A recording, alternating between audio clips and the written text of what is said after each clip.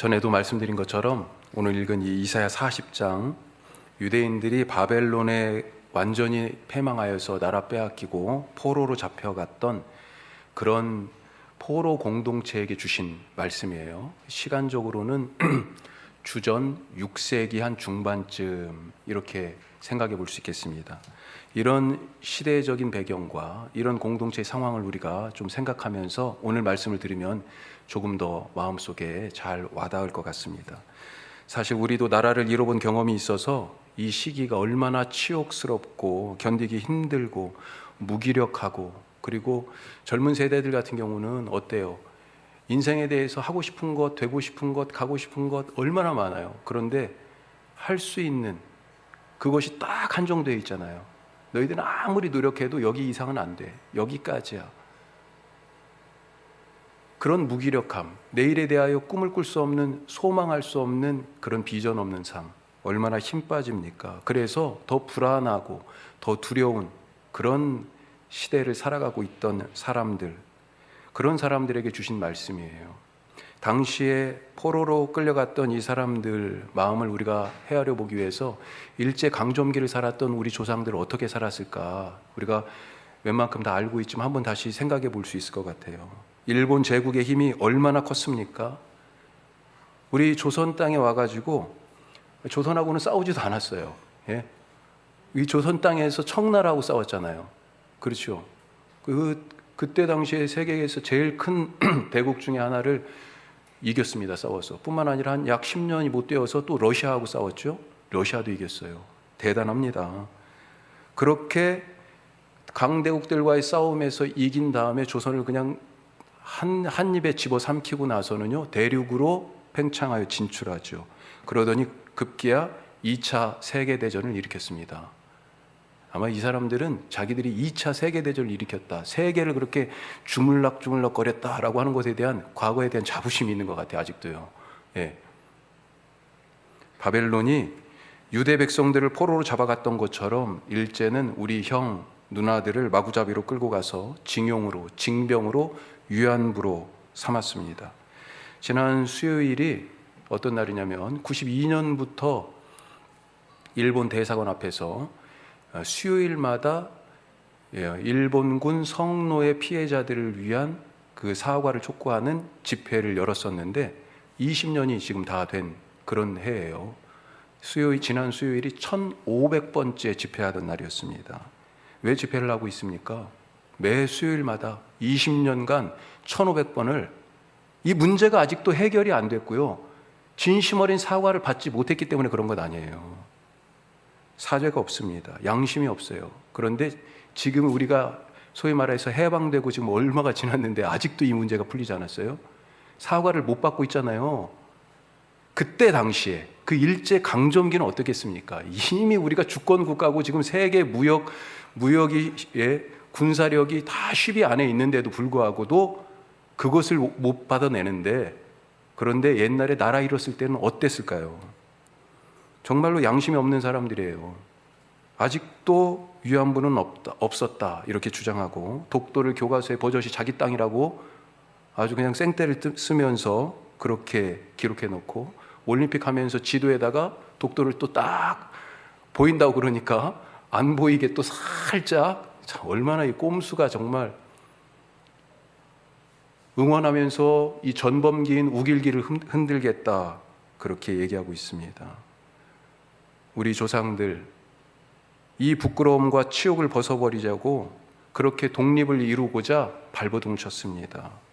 조선 총독 이토 히로부미를 암살했고요, 도시락 폭탄도 던졌고, 지식인들은 자기들이 갖고 있는 것을 통해 가지고 민중들을 교육하고 계몽하기 위해서 애썼고, 또 뜻이 있는 사람들은 바다 건너로 가서 상해에 임시정부를 세웠고, 우리가 말로만 안 된다, 그래서 독립군도 양성하고 청산리 전투나 봉오동 전투, 이런 전투들을 통해서 일정한 성과도 올렸습니다. 너무도 소중하고 꼭 필요한 일들이었지만, 세계를 상대로 전쟁하고 있던 당시에 열강과 견주어서도 전혀 힘으로 꿀리지 않았던 일본 이 제국의 강력한 군대의 기세를 꺾을 수는 없었다 하는 거죠. 제국의 힘이 얼마나 무시무시했냐. 우리가 알다시피 신앙을 생명으로 하는 교회들도 그 무시무시한 힘 앞에서 신사참배는 우상숭배가 아니다. 이건 하나의 국가의식이다. 국가에 대한 국민으로서의 당연한 충성, 소속원으로서 구성원으로서의 그런 예의 차원으로 신사참배를 변명하면서 총회에서 신사참배를 하기로 가결하고요. 그 전에 총회를 열기 전에 신사참배하고 와서 총회를 열었어요. 우리 조상들이 느꼈을 그 부끄러움과 치욕, 또 거기에 더한 아무리 우리가 애써도 이 제국이 끄떡이 없구나, 얼마나 무기력감을 느꼈을까 생각해 봅니다. 절망의 절벽에 서 있는 것 같았을 거예요. 오늘 말씀 속에 이 바벨론에 끌려간 포로들, 이들에게서도 이와 비슷한 고단한 목소리를 들을 수 있습니다. 오늘 27절부터 시작하는데 뭐라고 얘기합니까? 하나님이 지금 듣고 너희들 지금 이렇게 얘기하는 거지? 라고 말씀하는 거예요. 자, 27절. 야곱아 어찌하여 내가 말하며 이스라엘아 내가 이르기를 뭐라고 합니까? 같이 읽어요. 내 길은 여호와께 숨겨졌으며 내 송사는 내 하나님에게서 벗어난다 하느냐. 한두 해가 아니라는 거예요. 적게는 50년이에요. 587년 주전, 그때 지금 나라가 멸망한 이후에 그 다음에 538년에 돌아왔어요. 첫 번째 귀환이. 그 전에 끌려간 사람들도 있어요. 그래서 예레미야는 70년이라고 이 포로 생활을 얘기했고, 이 나라가 멸망할 때 끌려갔는데 첫 번째 귀환에서 온 사람들은 가장 짧은 사람이 50년이에요. 그리고 그 다음에 온 사람들은요, 주전 400년대 중반쯤에 왔어요. 그렇게 2차, 3차. 그러니 빨리 온 사람이 몇십 년이고요. 어떤 사람들은요, 이미 끌려갔던 포로들은 죽고 그 자식의 자식들이 되돌아온 거예요. 자, 한두 해가 아니라는 거예요. 그래서 뭐라고 얘기합니까? 아무리 찾아봐도 우리 갈 길이 없다. 내 길은 여호와께 숨겨졌다. 이렇게 말합니다. 길이 숨겨졌어요. 어디로 가야 할지 모릅니다. 또 내 송사가 하나님에게서 벗어났다. 이렇게 말하죠. 현대인의 성경은 이 부분을 어떻게 번역하냐면 하나님은 내가 원통한 일을 당해도 무관심하다. 이렇게 번역합니다. 무관심해요, 하나님이. 내 일에 대해서. 내가 답답해 죽겠는데 여기서 빠져나가려고 지금 발버둥을 치고 있는 것입니다. 그런데 탈출구가 보이지 않아요. 하나님은 어디 가셨는지, 우리가 지금 어떤 형편에 있는지, 내가 무슨 얘기로 지금 부르짖고 있는지 보지도 않고 듣지도 않고 손을 내밀어서 돕지도 않는 것 같다는 것입니다. 유튜브에서 이렇게 클릭 한번 하면 그 다음에 뭐가 이렇게 또 뜨고 막 이러잖아요. 클릭 하다가 영상을 하나 보게 됐는데, 언제적 영상인지 모르겠는데 여자 유도 대표팀이 나와서 유도 기술을 시전하는 거였습니다. 아주 운동 좀 한다는 남자 연예인들이 같이 나왔어요. 자, 여러 가지 기술들을 보이는데 그 클립은 뭐냐면 누르기를 갖다 보여주는 것입니다. 한 판 하면 그냥 바로 이기잖아요. 누르기는 20초를 누르고 있으면 한 판입니다. 자, 누르기에 여러 기술들이 있는데 기본적으로는 상체를 제압하는 거예요. 상체를 제압해서 등이 어깨에 계속 20초간 다 있는 것, 이것이죠. 자, 운동 좀 한다는 이 남자 연예인들, 힘 좀 쓴다는 사람들이 나왔는데 자세 딱 잡고 호루라기가 딱 울리니까 이 여자 유도 대표 선수들이 딱 누르기를 들어가니까요, 꼼짝을 못해요. 꼼짝을. 자, 위에 상체가 제압당했으니 어때요? 허리를 돌리고 막 발을 막 차고 난리를 치는데도요, 꼼짝을 못합니다. 강호동이 나왔어요. 강호동 씨가. 그래도 천하장사였잖아요, 한때. 우리나라에서 힘 제일 세다는 사람이었잖아요. 와, 빠져나오려고 힘을 얼마나 쓰는지 얼굴이 풍선처럼 빨개져가지고 터지려고 그래요. 예? 아마 이 여자 선수가, 국가대표 선수가 체면을 좀 봐줬는지 20초면 한 판이잖아요.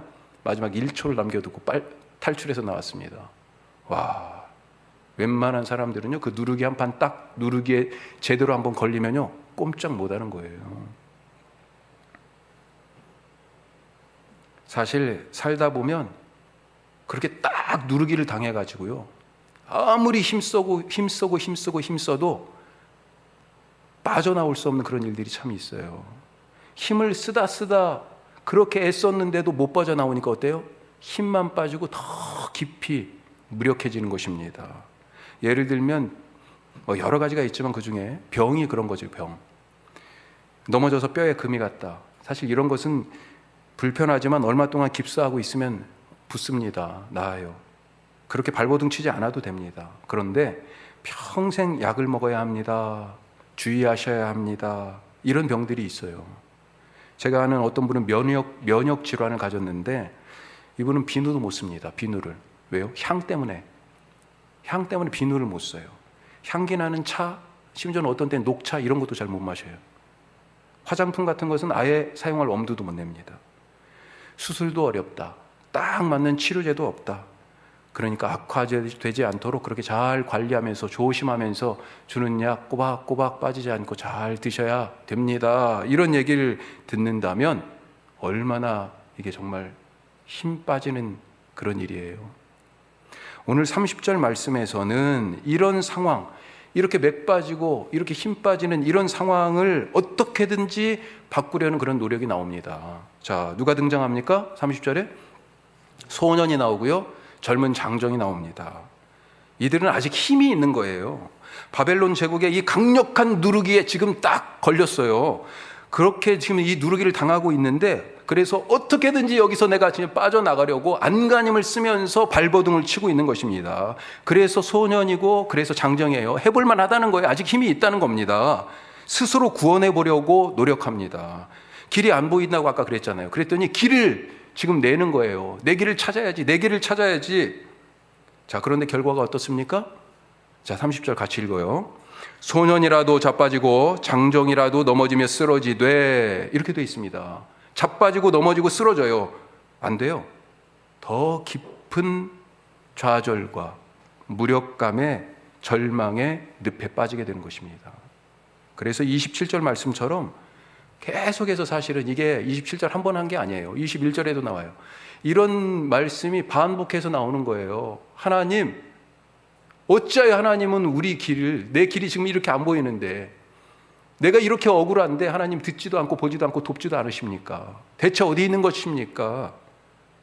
그렇게 하나님을 향해서 불만과 불평과 무엇보다도 불신을 쏟아내놓고 있는 것입니다. 자, 어떻게 해야 할까요? 이런 상황 속에서 오늘 말씀은 아주 짧고 간결하게 대답하십니다. 하나님이 소년이라도 자빠지고 장정이라도 넘어지며 쓰러지지만, 자, 그렇지만 어떻게 된다고요? 31절 앞부분만 읽어보겠습니다. 31절 오직 여호와를 앙망하는 자는 새 힘을 얻으리니. 아멘. 여호와를 앙망하라. 분명하게 말씀하십니다. 자, 이 앙망하라는 말은 번역이 지금 앙망하라, 잘 쓰지 않는 말이지만 앙망하라라고 번역되어 있는데, 이 말은 뜻이 기다리라, wait, 또 한 가지 소망하라, 바라라, hope, 이 두 가지 뜻이 있어요. 기다리고 소망하라, 바라라는 것입니다. 예. 왜 하나님께서 왜 지금 이들에게 이런 말씀을 하세요? 왜 기다리고 바라라고 하시는 거예요? 왜 두려워하지 말라고 얘기하십니까? 여호수아에게 두려워하지 말라 얘기하셨잖아요. 모세가 죽고 나서. 왜요? 두려워하고 있으니까 두려워하지 말라는 거죠. 왜 지금 앙망하라고 기다리고 바라라고 말씀하세요? 하나님을 기다리지 않아요. 하나님을 바라지 않아요. 하나님에게 더 이상 소망이 없다는 것입니다. 왜요? 신뢰가 깨졌기 때문에 그래요. 제 둘째 아들 친구 중에 얘가 그 친한 친구 몇이 있는데, 가만히 보니까 같이 모임을 하는데 얘기를 이제 좀 들어보잖아요. 그런데 늘 한 친구는 아예 제껴놓는 친구가 있어. 제일 친한 친구긴 한데요. 왜 그러냐면 신뢰가 깨졌어. 어떤 부분에 대한 신뢰가 깨졌냐면 친구 간의 의의가 깨졌다는 게 아니고요. 약속을 딱 정하면 이 친구는요, 그때 일어나. 다른 친구 다 모였는데 한두 번이 아니에요. 그러니까 모일 때 어때요? 2시에 모여, 어디에서 모여, 이렇게 딱 얘기를 하지만 다른 친구들은 다 올 거라고 생각하는데 걔는 오면 오는 거고 아니면 아예 기대를 안 하는 거죠. 뭐예요? 바랄 게 없다는 겁니다. 이 지금 모임 자체 오고 안 오고 약속을 지킬 거라는 기대가 없어요. 지금 하나님에 대하여서 그런 기대, 그런 신뢰가 깨져 있다는 것입니다. 그래서 기다리지 않고요, 바라지 않아요. 왜 그래요? 옛날 전쟁은 민족과 민족, 나라와 나라의 전쟁이 아니고 사실은 그 백그라운드, 신들의 전쟁이었잖아요. 이스라엘의 패망은 하나님의 패배였습니다. 여호와 하나님이 얼마나 힘이 없으면 자기 성전이 약탈을 당하고 자기 제사장들이 목이 베어 죽임을 당하고 자기 이름으로 불려지는 그 도시 예루살렘이 지금 폐허가 되고 자기 백성이 자기 이름을 두겠다고 했던 그 백성이 포로로 질질 끌려가고 있는데, 그런데 하나님이 아무런 액션이 없어요. 이것을 다 지금 우리가 겪고 있는데 하나님이 정말 보고는 계신 거예요? 우리가 이런 치욕과 모욕을 당하고 있는데 정말로 하나님이 계시긴 한 겁니까? 얼마나 하나님께서 지금 액션이 없는 이 하나님을 보면서 저 하나님은 무능하구나, 아무런 힘이 없구나, 그런 생각하지 않았어요? 아마 어떤 사람은 이런 생각도 했을 것입니다. 야, 내가 진짜 왜 예루살렘에서 태어나가지고 바벨론에서 태어났으면 전능하신 마르둑을 섬기고 지금 아주 그냥 막 의기양양해서 걱정 없이 살 텐데 예루살렘에 태어나서 여호와를 섬겨가지고 이 모양 이 꼴이 됐구나, 신세 한탄하지 않았을까요? 그런 유대인들에게 지금 이사야가 하나님을 바라라, 하나님을 소망하라고 말씀합니다. 어떻게 하나님을 바라고 소망할 수 있어요? 신뢰를 회복해야 되겠죠. 깨진 믿음이 복원돼야 됩니다. 자, 어떻게 하면 이 깨진 신뢰, 믿음을 회복할 수 있습니까? 하나님을 알아야 돼요. 하나님을 알아야 됩니다. 이스라엘이 길이 안 보인다고, 우리의 사정은 하나님께 감춰져 있다고 그렇게 원망을 쏟아놓을 때 하나님이 뭐라고 대답하셨어요? 자, 27절에 그렇게 원망을 쏟아놓으니까 28절에 대답하시죠. 같이 읽습니다. 너는 알지 못하였느냐, 듣지 못하였느냐, 영원하신 하나님 여호와 땅끝까지 창조하신 이는 피곤하지 않으시며 곤비하지 않으시며 명철이 한이 없으시며. 자, 하나님을 앙망해야 되는데 하나님에 대한 믿음이 깨져가지고 더 이상 기다리지도 바라지도 못하는 그들에게 뭐예요? 너희들이 날 몰라서 그런 거지, 나를 몰라서 그런 거지 지금 그러고 계시는 거예요. 너는 알지 못하였느냐, 나에 대해서. 너는 듣지 못하였느냐, 내가 누군지 지금 그렇게 묻고 계시는 거잖아요. 내가 누군지 정말 모르니 그러는 거다. 자, 그래서 사실 오늘 말씀이 있기 전에 12절부터가 사실은 오늘 말씀 31절까지 한 덩어리예요. 12절부터 뭘 얘기하냐면요, 하나님이 이미 내가 누구다라고 하는 것을 말씀하셨습니다. 내가 누구다. 12절부터는 하나님이 얼마나 크신 분인지 그것에 대하여 말씀하고 계세요. 자, 12절 예로 한번 읽어볼까요? 우리가 다 읽어보면 좋겠지만 12절에서 17절까지는 하나님이 얼마나 크신 분인지를 얘기하고 있어요. 자, 12절 읽어보죠. 누가 손바닥으로 바닷물을 헤아렸으며 뼘으로 하늘을 쟀으며 땅의 티끌을 되에 담아 보았으며 접시 저울로 산들을 막대 저울로 언덕을 달아보았으랴. 하나님이 이 정도예요. 예? 이 정도입니다. 하나님 사이즈가 지금 나오고 있어요. 자, 우리 여자분들은 뭐 사이즈를 어떻게 얘기해? 뭐 보니까 44, 55, 뭐 66, 뭐 이런 식으로 얘기하고, 남자분들은 뭐 보통은 뭐 몇 인치로 얘기하기도 하지만 X라 하지, XX라 하지, 막 이렇게 얘기하잖아요. 하나님 사이즈 한번 알아보죠. 우리는 사이즈를 잴 때 뭘로 재요? 자로 재죠, 줄자로. 자, 그런데 하나님 사이즈는 뭘로 재야 돼요?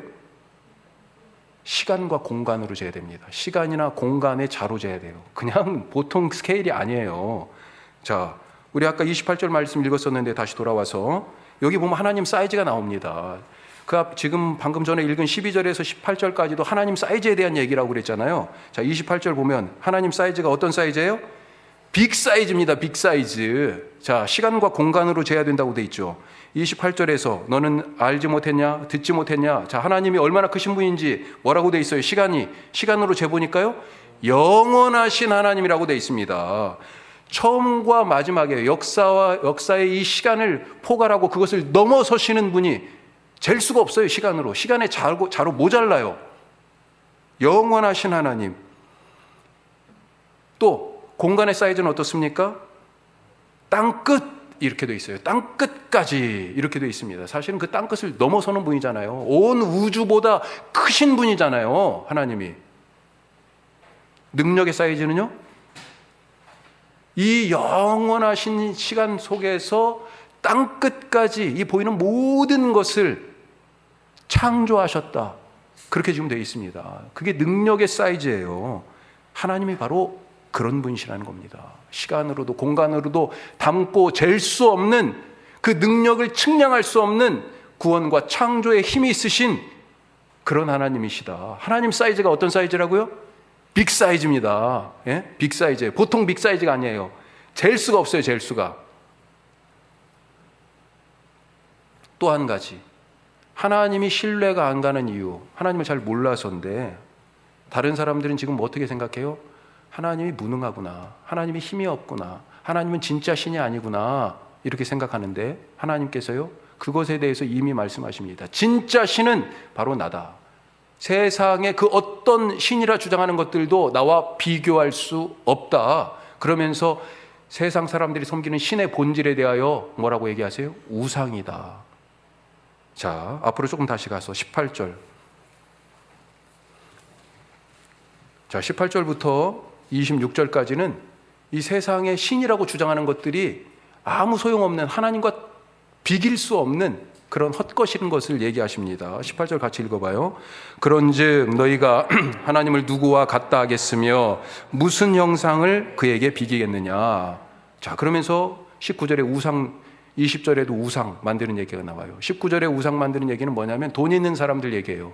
돈 있는 사람들은 뭘로 만들어요? 거기 보니까 금이나 은으로 만들어요. 자, 20절에 궁핍한 사람, 돈 없는 사람들은 뭘로 만들어요? 썩지 않을, 그래도 나무가 안 썩는 나무가 어디 있어요? 그러니까 좀 덜 썩을, 좀 천천히 썩을 나무로, 돈이 없으니까 결국은 뭘 만들어요?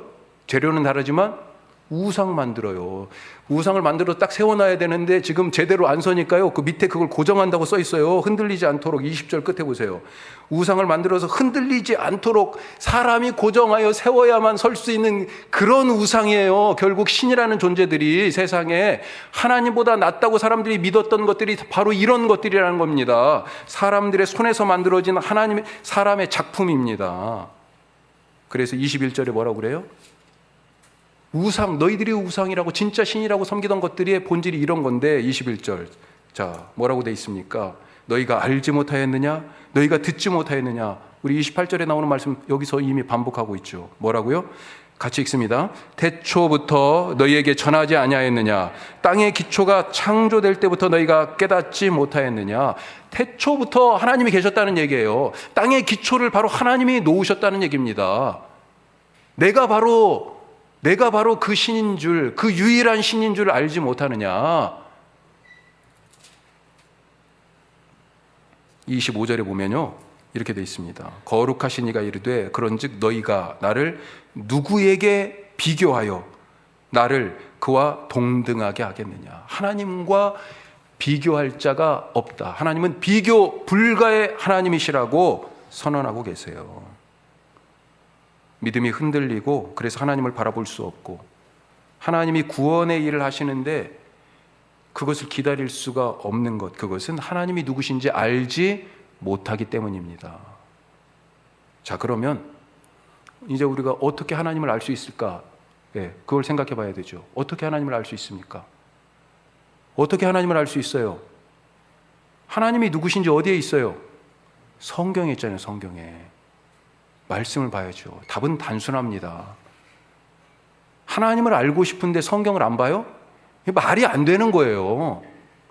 신앙의 선배들이 하나님을 어떻게 경험했고 그들에게서 성경에 정말로 많은 신앙의 선배들의 이야기가 나오잖아요. 각자의 시대와 삶의 자리가 다 달랐습니다. 그들이 경험했던 하나님이 다 달랐어요. 그래서 하나님이 이런 분이셔, 누구는 하나님은 이런 분이셔, 그렇게 하나님에 대하여 다 자기 삶에서 경험되고 고백된 하나님을 성경이 지금 증거해서 우리에게 알려주고 계세요.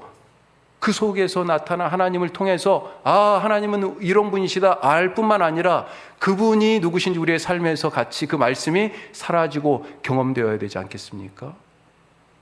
그 하나님을 우리의 삶에서 알고 경험하기를 원한다면 성경에서 나타난 이 하나님을 알아야 되죠. 말씀 봐야 됩니다. 우리가 지금 여름을 지나가고 있는데 성경도 쓰고 있는데 정말로 말씀 보시기 바랍니다. 그냥 넘어가지 마세요. 아침, 점심, 저녁은 밥은 챙겨 먹는데 영의 말씀, 영의 양식을 우리가 건너뛰고 어떻게 살아갈 수가 있어요? 영적 허기를 느끼지 못한다면 그건 문제가 있는 거잖아요. 밥을 안 먹는데도 배가 하나도 안 고파요. 이 문제가 있는 거죠. 그렇죠, 집사님? 예, 있어요. 문제가 있어요. 또 어떻게 하나님을 알 수 있습니까? 기도해야 되죠, 기도. 목사님 너무 오늘 뻔한 말씀 하신다. 이 뻔한 게 우리가 잘 안 되는 거잖아요. 기도합시다, 정말. 새벽에 나오세요. 낮에도요, 그냥 아무 때나 오셔서 하시고, 저녁 때도. 집에서 하실 수 있죠. 하지만 한 번 이 자리에 오는 게 또 얼마나 중요한지 알 수가 없습니다. 제가 서울의 한 교회 얘기를 들었는데 그 교회 코로나 지금 되기 전에 교회를 크게 지었어요. 사실은 참 어려운 시간을 지나고 있죠. 서울에 지금 그 교회가 뭐 한 2천, 3천석 되나 봐요. 그런데도 불구하고 지금 19명까지밖에 지금 예배를 못 드립니다. 그것도 지금 법원에다가 가처분 신청해가지고 지난 금요일인가 받아낸 거예요. 서울 수도권에 하여튼 서울의 교회들이 교회 규모와 상관없이 19명밖에 예배를 못 드려요. 그 교인들이 어떻게 하시는 줄 아세요? 계속해서 방역 수칙을 지켜야 되니까 한 사람씩 가서 교회에서 기도하시더라고. 뭐 우리가 그렇게 시간을 짜가지고 그럴 필요는 없겠지만 그런 마음으로 하나님께 기도하실 수 있길 바랍니다. 기도의 골방 있으세요? 다? 진짜? 싱크대 앞이 기도의 골방입니까? 예? 어디가 기도의 골방이에요? 내 기도의 자리가 있어야 되죠. 기도가 대화라면서요. 아니, 그 사람을 알려면 가서 얘기를 해봐야 그 사람을 알죠. 하나님을 알기를 원하는데 하나님하고 얘기를 안 해요? 기도가 호흡이라면서요. 지금 우리가 누르기를 당해가지고, 이 코로나에 누르기를 당해가지고 1년째 지금 숨도 제대로 못 쉬고 있는데, 아까 진짜 마스크를 제가 막 벗고 싶더라고요. 너무 갑자기 숨이 안 쉬어져가지고, 찬송하다가 제가 약간 멈췄습니다. 얼마나 답답합니까, 이 누르기에. 기도가 지금 숨이라고, 숨 쉬는 거라고 얘기를 하는데, 기도합시다. 그래야 하나님을 알 수 있습니다. 이렇게 말씀과 기도 속에서 주를 앙모하는 자, 주를 기다리며 바라는 자, 그에게 하나님이 어떤 약속을 하십니까? 새 힘을 주신다. 독수리가 날개치며 올라감 같은 새 힘으로 걸어가게 하신다 말씀하세요. 자, 31절 우리가 다시 한번 보죠. 31절 같이 읽습니다. 오직 여호와를 앙망하는 자는 새 힘을 얻으리니 독수리가 날개치며 올라감 같을 것이요 다른 박질하여도 곤비하지 아니하겠고 걸어가도 피곤하지 아니하리로다. 자, 이게 지금 무슨 말이에요? 오늘 말씀 끝에 보니까 이 사람들 뭐 하고 있습니까? 내 길이 안 보인다 얘기하던 사람들이 지금 뭐 하고 있어요? 달려가고 있어요. 다른 박질하고 있다고 돼 있잖아요. 또 걸어가고 있습니다. 이건 무슨 얘기예요? 아니, 지금 길 위에 있다는 얘기 아닙니까? 길 안 보인다고 그런 사람들이 지금 길을 걸어가고 있어요. 어떤 길이에요? 이 길이. 그동안 왜 이 길이 안 보였던 것입니까? 또 길을 가도 지치고 피곤하고 그래서 쓰러지고 넘어졌어요. 왜 그랬습니까? 이 길에 대한 정체가 나와 있어요. 이미 40장, 오늘 이 40장의 3절 앞으로 확 넘어가 보죠. 자, 3절 뭐라고 돼 있습니까? 같이 읽습니다. 외치는 자의 소리여 이르되 너희는 광야에서 여호와의 길을 예비하라. 사막에서 우리 하나님의 대로를 평탄하게 하라. 길이 나와 있죠. 어떤 길이에요? 여호와의 길. 또 어떤 길이에요? 우리 하나님의 대로. 그렇게 돼 있습니다. 이 길을 통해서 하나님이 지금 당신의 백성을, 포로되었던 당신의 백성을 당신의 성 예루살렘, 자기의 이름을 두시려고 하는 이 시온으로 인도하신다는 거예요. 어떻게 해요? 광야에 길을 내고 사막에다가 길을 내가지고 그 길이 이름이 뭐예요? 여호와께서 돌아오시는 길, 자기 백성들을 데리고 오시는 길, 하나님의 대로 여호와의 길이에요. 예전에 그러니까 왜 이 백성들이 내 길이 안 보여요, 내 길이 안 보여요 그렇게 얘기했던 이유가 뭡니까? 길이 틀렸기 때문이에요. 하나님이 여호와의 길, 하나님의 대로를 지금 가도록 딱 길을 준비해 놓으셨는데 뭐라고 얘기했어요? 27절 자세히 보세요. 뭐가 안 보인다고요? 내 길, 내 길이라고 얘기하고 있어요. 내 길. 하나님의 길이 아니고요, 내가 가고 싶은 길이에요. 그러니까 길을 찾아질 수가 있나요? 또 어떻게 걸어갔습니까? 내 힘으로 갔다는 거예요. 그래서 하나님께서 지금 뭐라고 말씀하세요?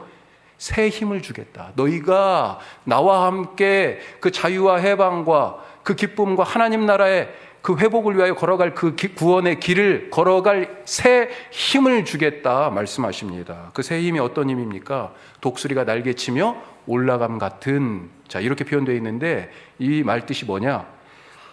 이 말뜻이요, 새살이 돋아나다 이런 의미를 갖고 있어요. 살이 돋아나다, 날개가 지금 새로 나오는 것이 독수리가 날개치며 올라가는 이 날개가 사실은 새살이 돋아나다 이런 뜻이에요. 무슨 말입니까? 옛날에 지치고 힘들었던 내 힘으로 날갯짓했던 그 옛 날개가 아니고요, 하나님이 주시는 새 힘의 새 날갯짓으로 하나님이 준비하신 길을 걸어가게 하시겠다는 것입니다. 그래서 걸어가도 피곤하지 않냐고, 달려가도 지치지 않는다는 것입니다. 얼마나 기뻐요. 누구에게 이렇게 하십니까? 하나님이 누구인지 아는 자, 그분의 능력을 절대적으로 신뢰하는 자, 하나님은 세상의 그 어떤 것과도 비교할 수 없는 비교 불가의 하나님이라고 철석같이 믿는 사람, 그에게 하나님이 준비하신 길을 통해 그 포로된 땅에서 시온으로 하나님이 그를 데려가신다 하는 것입니다. 주를 앙모하는 자, 그렇게 철석같이 믿고 바라고 기다리는 자, 그에게 새 힘 주시는데 그 새 힘으로 주님과 함께 하루하루 걷는 복된 삶이 되시기를 주님의 이름으로 축복합니다. 기도하겠습니다.